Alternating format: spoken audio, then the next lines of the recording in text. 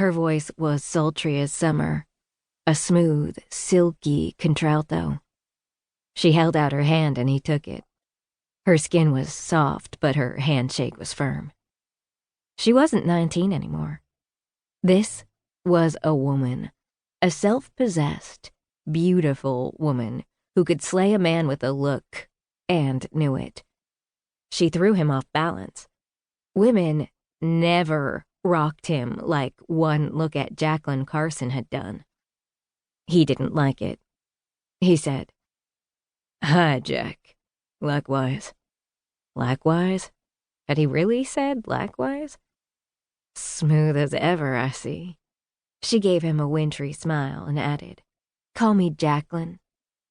She hadn't liked the nickname at 18 or 19, and it didn't seem as if she liked it any better now. Good. This woman had trouble with a capital T written all over her. "Sure, Jaclyn," he said, releasing her hand. Damaris, who was a damn sight too observant, said, "We could use some help with Jaclyn's stuff, if you're not too busy." The look in her eyes said he'd better not be. Hell, he wasn't scared of his little sister, even if she did have ways to make him pay.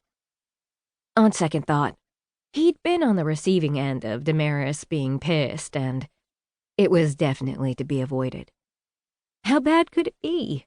Since she'd be living with them, he'd have to be around Jaclyn, so he might as well start now. Treat her like he did Damaris. That was the ticket. Yeah, that wasn't going to work. He didn't, in any way, shape, or form, think of Jaclyn Carson the same way he did his sisters. Damn it. Marshall Walker looked every bit as mouth-wateringly tempting as he had years ago when she was in college. The least he could do was have a pot belly, but no, he was every inch a lean, hard-working, sexy-as-sin cowboy. His dark, wavy hair was medium length, a little shaggy, like he needed a haircut. He had the same gray eyes, which she assumed still darkened or lightened with his mood. Perfectly sculpted features, strong and manly. He hadn't shaved, which only seemed to accent his good looks. Odd, since she preferred men to be clean-shaven, which nowadays was pretty damn hard to find. He was still single, and according to Damaris, there wasn't a girlfriend in the picture either. Did that give her ideas? Yes, of course it did. She had ideas about Marshall since her college days, whenever she went home with Damaris. Here she was again, trying out country life. Lord knows she wasn't cut out for it.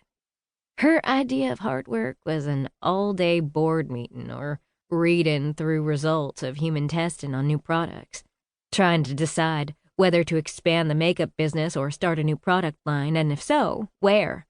Those were all hard work. Shoveling out horse shit was nowhere on her list. She liked horses. Horse shit, not so much. She'd liked riding when she was younger and had visited Damaris, but she hadn't been on a horse since.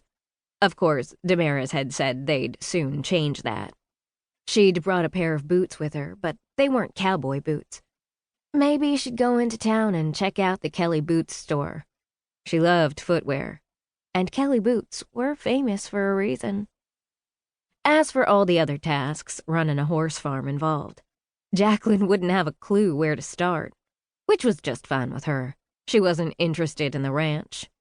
Only the rancher, Marshall Walker, who she'd had a crush on since she was 18 years old, and Damaris had taken her down to the corral to watch Marshall putting one of those horses through his paces. She'd thought he looked amazing on the horse's back. Then he'd dismounted and walked over to meet her. She'd been dumbstruck. He was everything she'd imagined wanting in a man. He was definitely a man and not a boy, which only made him more desirable in her mind. And he looked at her in the exact same way he did his sister. Marshall hadn't known she was alive.